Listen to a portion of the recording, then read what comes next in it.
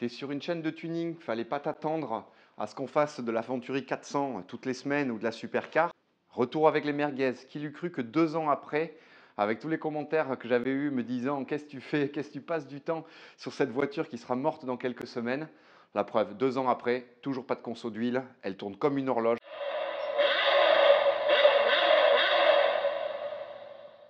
Certes, elle a souffert parce que je ne l'ai pas ménagée. Elle a pris un pain, un alcoolo a été lui faire des bisous côté passager. On va reprendre les roues, on va changer le pare-brise, on va faire de l'électricité, on va faire des jantes. Et beaucoup de partenaires ont demandé s'ils pouvaient m'aider cette année sur un de mes projets. Pour ne pas polluer toutes les autres vidéos, je les ai rassemblées dans une seule. Je ne vais pas te parler de tous les partenaires parce que j'ai reçu des pièces d'une qualité, tu ne peux même pas imaginer. Des produits chinois tellement merdiques que je ne peux franchement pas vous vendre ça. Ce que j'aime le plus, c'est acheter des bagnoles pourries et les refaire. Alors entre ça et ça, il y a un monde. Ça prend beaucoup de temps. J'aime le faire. On va d'ailleurs faire un projet un peu similaire cette année. Ça, par contre, voilà, toujours la règle des 80-20. 20% d'effort pour 80% du résultat. C'est en faisant des projets comme ça que tu retrouves la motivation pour faire des projets comme celui-ci. Je cherche toujours des merguez. Je regarde toujours dans les granges, dans les cours, dans les garages, s'il n'y a pas une voiture à acheter pas cher. J'ai failli acheter une Ferrari 456 GT, j'aurais adoré vous faire ce projet sur la chaîne, faire une 456 GT Club Sport qui était fracassée, mais bon, j'ai pas été assez rapide. Voilà, je dis pas non, hein, si quelqu'un connaît une 348 ou une 456 GT complètement fracassée avec un moteur cassé, n'hésitez pas à m'envoyer un MP. Ça me parle. Mais ce n'est pas le sujet d'aujourd'hui, c'est cette 320D, cette grosse merguez que j'avais acheté 250 €. Le but est de baisser encore son coût en revendant les pièces qu'on va enlever aujourd'hui. Voilà, le but c'est de rouler avec une bagnole à moins de 1000 balles 2 ans après et voir si on y arrive, tout simplement. Comme sur toute bonne merguez, l'entretien n'est pas une priorité. J'ai donc tiré au maximum sur les disques et plaquettes au point de mettre ma vie en danger. Aujourd'hui, on s'occupe de réparer ce point-là. 320 000. Ah mais il n'y a même plus la garniture quoi. Donc voilà, là j'ai vraiment été jusqu'au bout du bout. Hein. Là il en reste un peu mais bon effectivement il était temps de s'en occuper. Je suis pas non plus une bête. Avant de remonter les disques, on dérouille la portée. En basse luminosité, c'est pas bon.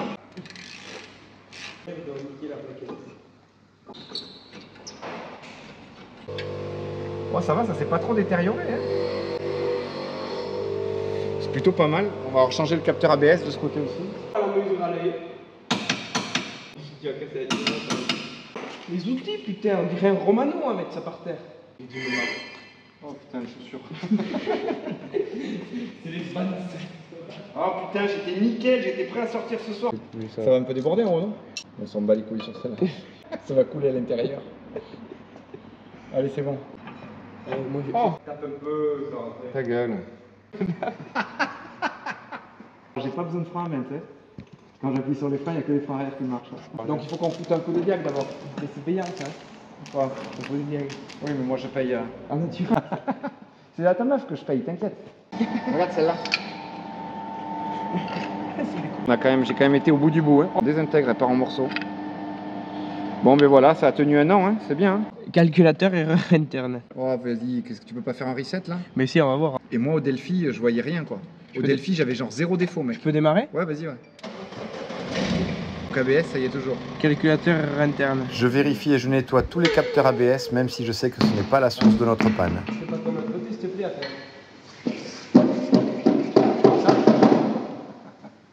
On va les repeindre, de toute façon, c'est pas grave. J'y crois qu'à moitié à ce que tu dis. Si, tu refais jamais ton boulot 2 fois. On va repeindre juste les pètes, quoi. Putain, je me suis tordu un doigt, ouais. Fais un bisou. Bon, chocolaté. Toi, tu veux faire un bisou? Fais un bisou. Non, ça t'oublie. Non, ça t'oublie, Maxime. Maxime! Revoyons comment on monte des jantes. Non, mais t'as... Comme à la F1. C'est la F1. Comme à la F1.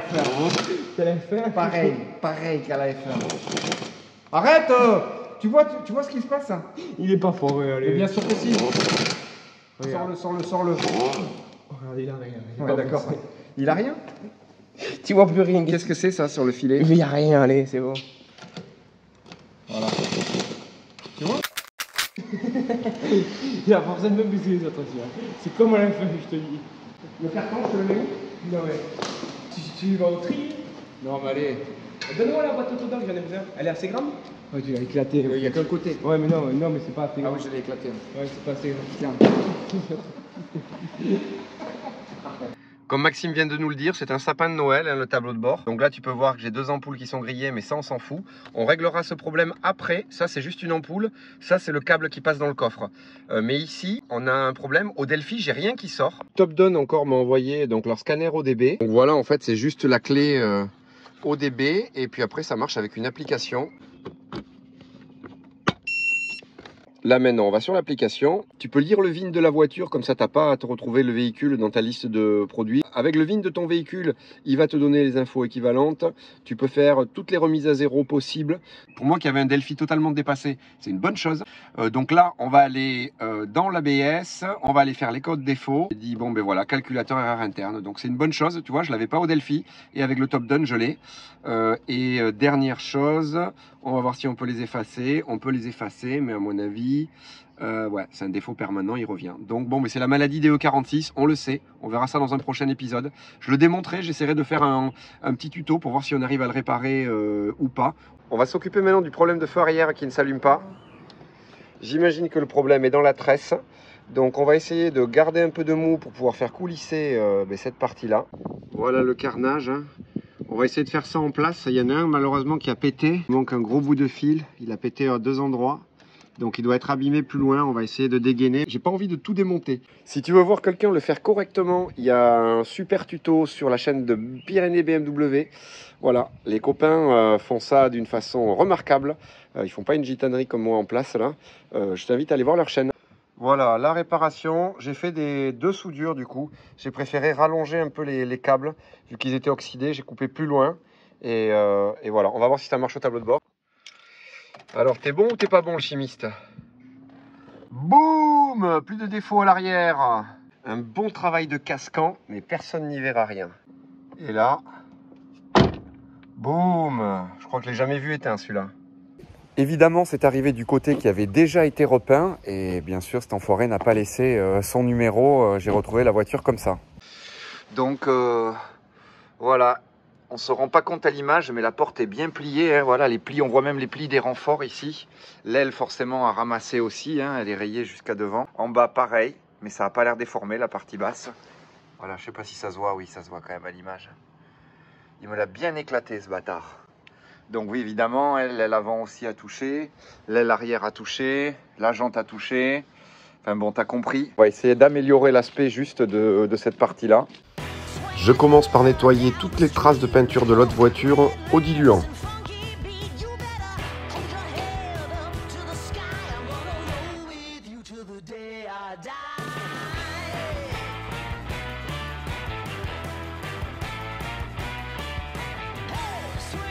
Une fois la peinture décontaminée au max, j'attaque un polish des enfers avec un gros cut.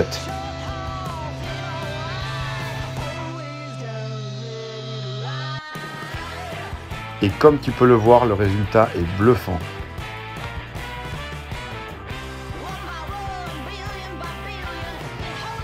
Dans tous les cas, elles finiront carrées sur le bord d'un trottoir, donc je m'occupe juste de faire le minimum de retouches sur les 2 jantes.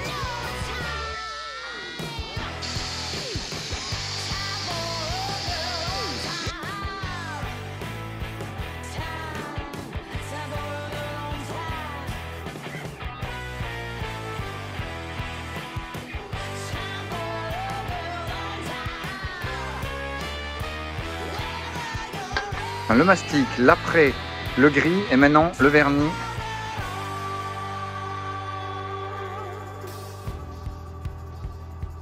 C'est vraiment une micro-retouche. Hein.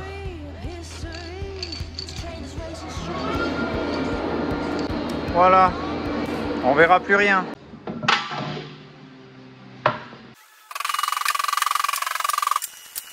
Bon, le pare-choc a pris cher, là aussi. Ici, on voit bien que la tache est sortie. Celle du haut est cassée. 2 perçages plus loin, 2 vis-boulons et le pare-choc est parfaitement aligné. Il faut toujours un bon riselant. Voilà. Ça bouge plus, c'est resserré. Et voilà. Les retours de pare-choc et les pare-boues avaient été abîmés par le précédent propriétaire. J'en profite pour refixer ça au mieux.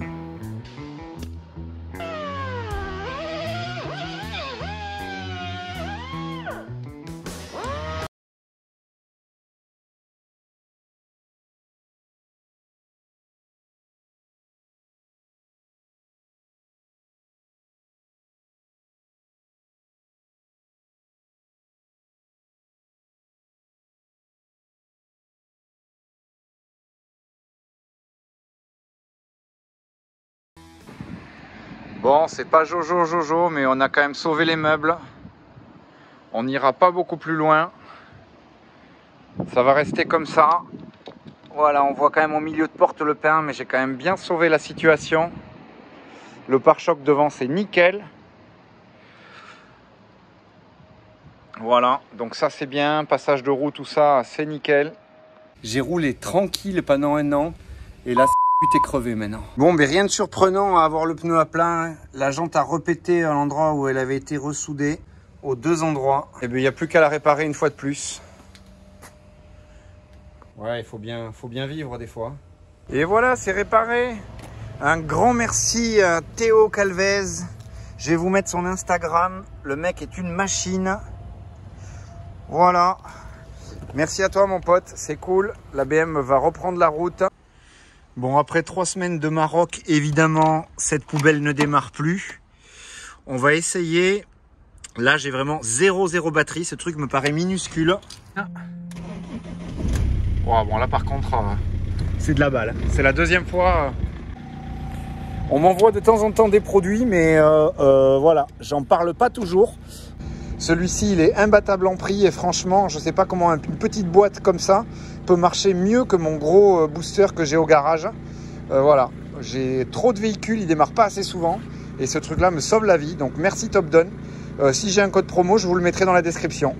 Un des problèmes que j'avais aussi sur cette voiture, c'est que le soufflet a tellement séché. J'ai racheté un neuf, certes pas en cuir, mais ça fera le job pour le prix. Voilà.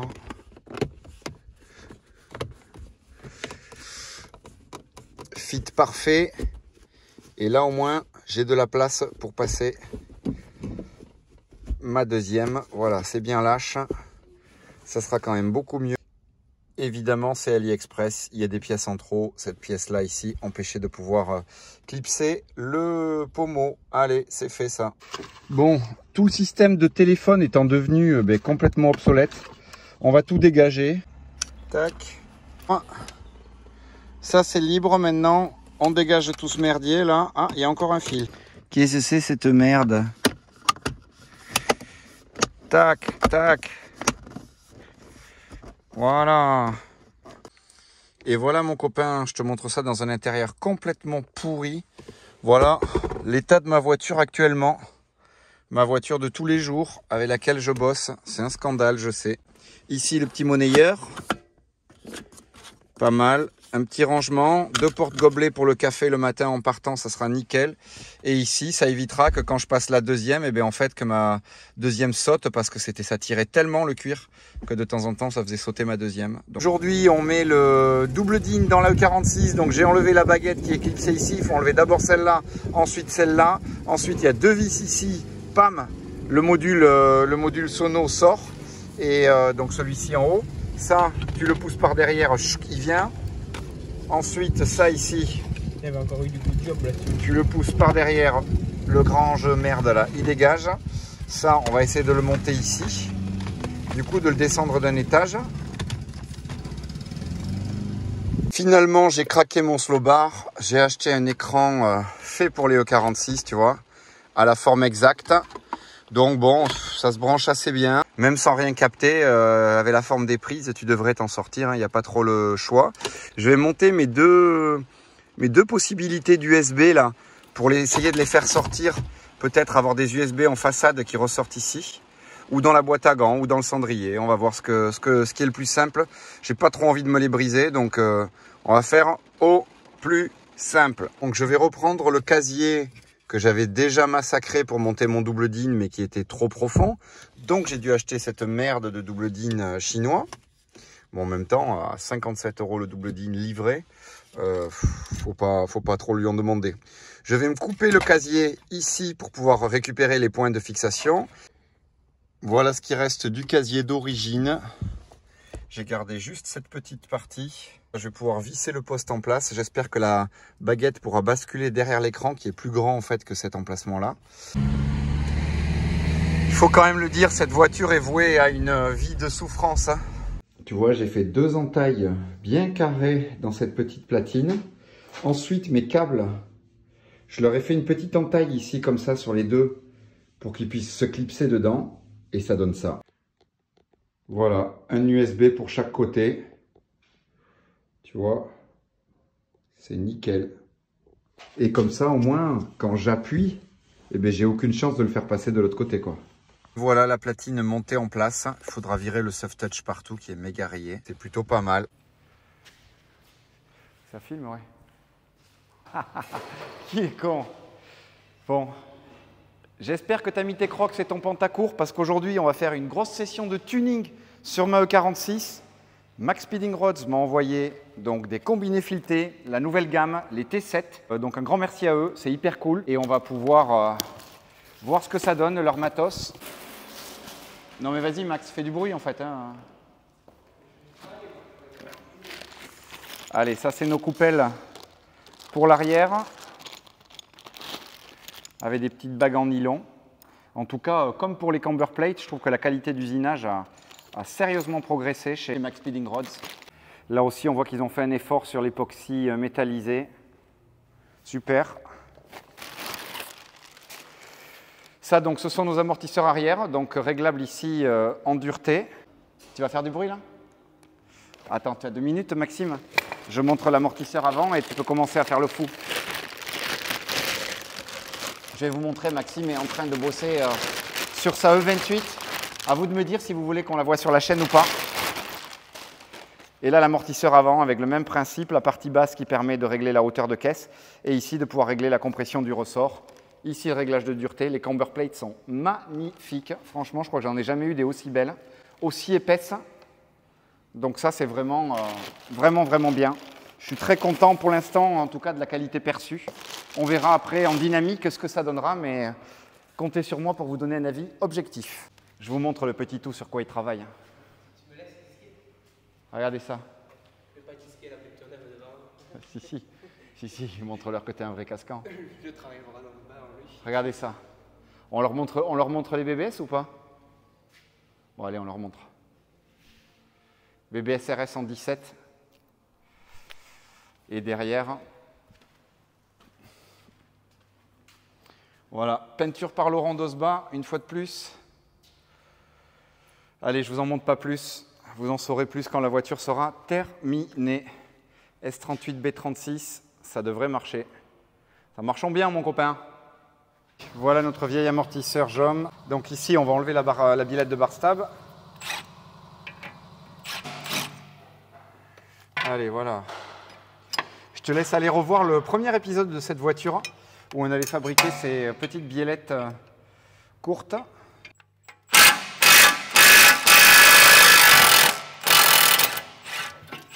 Vu que je suis en mongol, je n'ai pas desserré en haut avant. T'es sûr qu'elle est bien serrée la truc, Maxime? Ouais.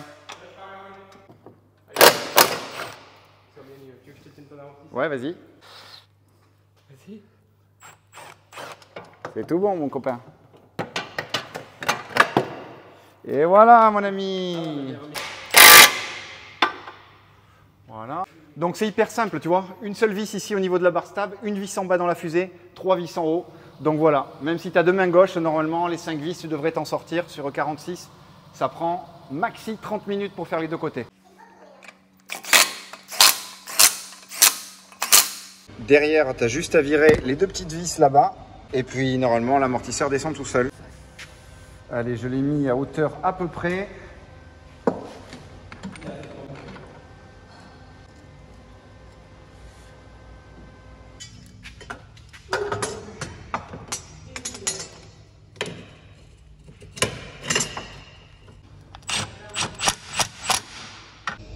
Ici, nos réglages de dureté. Voilà comment est la voiture avec les combinés en place. Comme tu peux voir, devant c'est parfait. À l'arrière ça va pas du tout, même après avoir roulé un peu, c'est beaucoup trop, donc il va falloir enlever les coupelles. Vévor m'a envoyé une péteuse avec un cric électrique.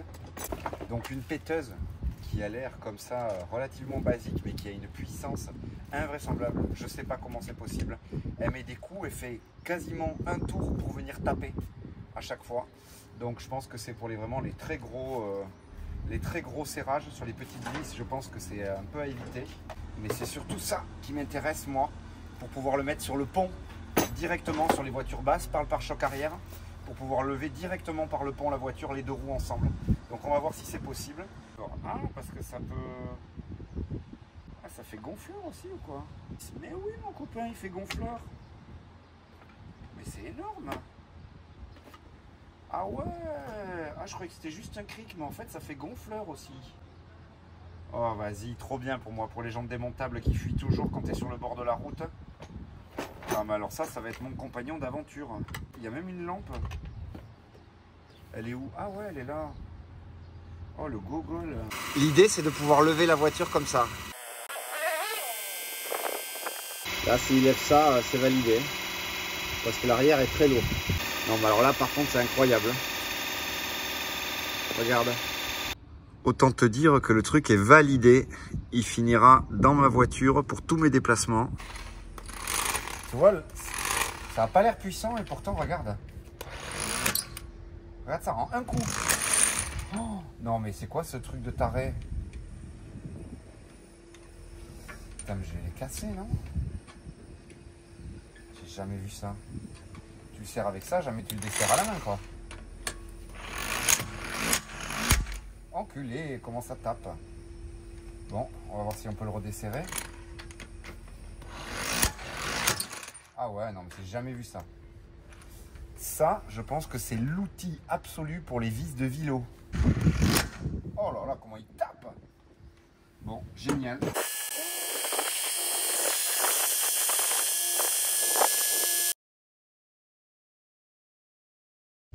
Je te montre ce que ça donne. Bon, la voiture est sale, hein, mais voilà. Pour moi, c'est parfait. Par contre, pour arriver à ce stade-là de rabaissement, je n'ai pas pu utiliser les coupelles qu'il y avait à l'arrière. Donc, je n'ai pas monté ça, sinon c'est impossible de le rabaisser. Voilà. Pour moi, c'est le seul défaut de ce kit, c'est que derrière, ça ne descend pas assez bas. J'ai cassé le moteur de celle-là ce matin. Je suis dégoûté. Mais voilà comment on est derrière. Là, c'est bien. Bon, je suis très content. C'est un super cadeau, franchement. Merci beaucoup, Vévor. Je vous mettrai le lien s'il y a quelque chose en description. Surtout pour moi, ce qui va être le plus utile, c'est un resserrage de roues sur la route quand tu roules avec des cales, avec des jantes démontables qui peuvent perdre de la pression sur le trajet. Si tu possèdes une voiture de clodo comme la mienne, achète ce kit. Bon, on va essayer de gonfler, voir ce que ça donne. J'ai toujours cette jante qui a tendance à se dégonfler. 3 barres et là, bam, air pump. Impec. Après quelques jours de roulage, je suis finalement arrivé à une hauteur arrière tout à fait acceptable avec les Max Speeding Rods. Donc voilà, ceux comme moi qui veulent rouler peut-être un peu plus bas, certains voudraient peut-être rouler encore plus bas, mais en tout cas pour un daily c'est pas mal. Donc en fait ressort sans coupelle derrière, c'est parfait. Devant par contre on a de la marge, on peut descendre encore plus, mais là voilà, c'est quand même suffisant pour un daily. Le but c'est pas de s'emmerder, c'est de pouvoir faire monter 4 personnes dans la voiture et que la voiture roule correctement au quotidien.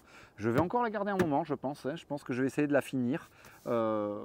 J'ai pas de daily qui me branche, sauf peut-être opportunité, mais je pense que ça va rester mon daily pendant encore un moment pour pouvoir plutôt budgétiser l'avancée des prochains projets. Même sur des chemins de gravier comme ça, eh bien, les suspensions Max Speeding Rods sont quand même à leur aise. Donc ces T7, c'est vraiment de la balle. J'avoue avoir été épaté par ces suspensions Max Speeding Rods. Alors je parle vraiment des T7. Hein. Le modèle qu'ils m'ont envoyé, je ne parle pas au nom des autres. Les autres, je ne les connais pas. Mais celle-ci, en tout cas, que ce soit les camber plates, la finition générale ou eh bien, l'efficacité des suspensions, eh bien, je trouve que c'est vraiment très bien, quoi. J'avais des suspensions, des JOM pas chères, j'ai déjà eu des MTS techniques sur ma série 8, j'ai eu des AP suspension. Et bien écoutez, ces T7 pour moi ils sont un peu au-dessus de tout ça. Alors on n'est pas encore sur du KW, mais on s'en rapproche quand même dangereusement pour un prix qui est quand même relativement bas pour 4 suspensions. Allez, on va s'occuper des pare-chocs, de toutes les parties noires. Ouais, il y en a encore. Hein. Ça, c'est le meilleur produit. Le Polytrol, mon pote. Ça fait comme une petite couche de résine sur le plastique, c'est incroyable. Bon, je te conseille quand même de protéger la carrosserie parce que ça peut laisser des marques. T'es en train de perdre le pantalon. Eh bien, viens me le remonter. C'est pas ton genre ou quoi? Tu veux toucher des bretelles? Je vais te prêter des bretelles. Vas-y, allez. Il y a mon voisin qui est en train de m'espionner. Je pense qu'il est en train de dire à sa femme, vas-y Janine, regarde, le pharmacien fait encore du tuning, il doit croire que c'est définitif.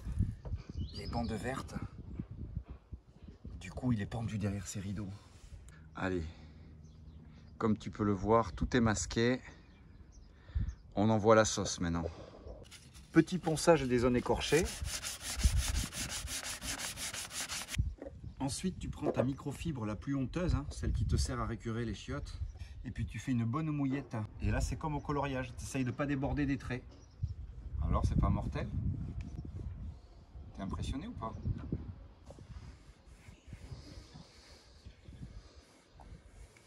Bon, ouais. Là, j'en ai plus rien à branler. J'ai envie de... C'est trop long à mon goût. On va le faire sans scotch. Des fois, tu sais, il y a ce côté satisfaisant de faire un truc à l'arrache et que ça rende finalement pas trop mal. Je peux pas être tout le temps psycho sur la finition, quoi. C'est comme un mec trop gentil, c'est insupportable. Qu'est-ce qu'on fait, maîtresse, quand on a fini? Tu vois, ce genre de gars, t'as envie de l'éclater. C'est la règle des 80-20. 20% de travail pour 80% du résultat. Tu gagnes énormément de temps. Bon, par contre, tu es obligé de le faire que sur des bonnes merguez comme ça, quoi.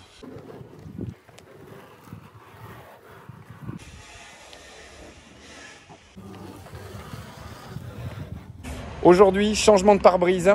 Pare-brise pulvérisé sur la série 3. On est donc chez Laurent.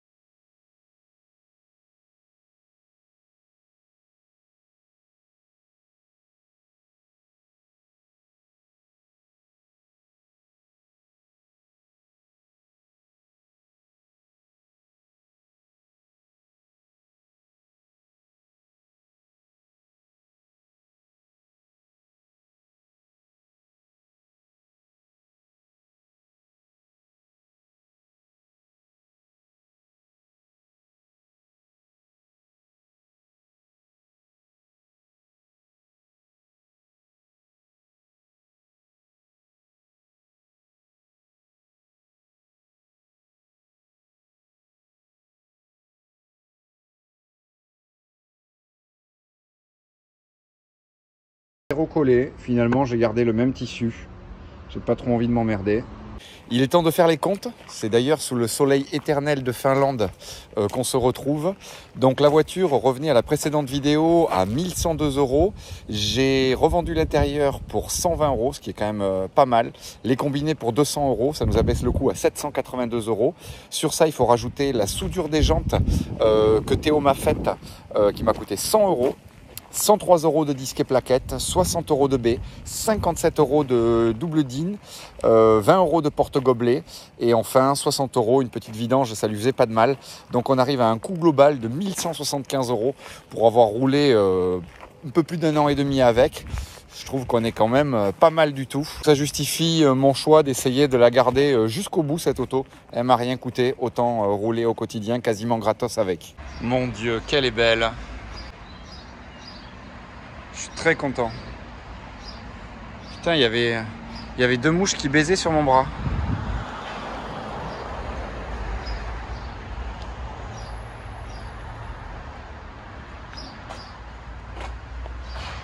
C'est donc dans cet environnement champêtre qu'on se quitte aujourd'hui. 2 ans que la voiture est roulante, donc je suis plutôt content. La vidéo a été tournée sur à peu près 1 année. Franchement, l'auto est fiable. Les détracteurs aimeraient que je dise que cette auto m'a causé des soucis, mais non, franchement, à part des petits problèmes à droite à gauche, je pense que c'est indestructible ces N47. Donc ici, on est toujours du côté le plus immaculé, RAS. Tous les montants ont été recollés, remis en place, donc là c'est très propre. Même chose sur les latéraux, recollés. Même chose à l'arrière où c'est nickel. L'intérieur a quand même eu un sérieux coup de jeune avec le double DIN. Et ici le porte-gobelet, toujours la pala, au cas où il y en a un qui veuille faire des bisous. Notre petit soufflet en plastique véritable. J'ai pas encore reteinté la plage arrière, mais ça sera fait dans les jours à venir. J'arrête là cette vidéo parce que j'ai des gros soucis d'informatique en ce moment, d'appareil photo, de téléphone. Donc j'ai trop peur de perdre tous les rushs que j'ai en ce moment. J'ai entamé une série de vidéos sur du très long terme comme l'Aventuri sur plus de 6 mois. Celle-ci a été tournée sur presque 1 an. J'ai encore d'autres vidéos qui arrivent, notamment la Golf 2 GTI 16 Match sur lequel je ferai un seul épisode. Donc ça a été tourné sur une très longue période. Dites-moi si ce genre de contenu vous préférez ça, si vous préférez des petites avancées avec des vidéos plus régulières ou au contraire un peu plus de contenu sur des vidéos, dans ce cas-là un peu plus espacées. Mais moi c'est vrai que ça me gonfle de regarder des créateurs de contenu dans lesquels il y a 0 avancée. Donc j'essaye de faire des vidéos où il y a quand même des avancées significatives à chaque fois.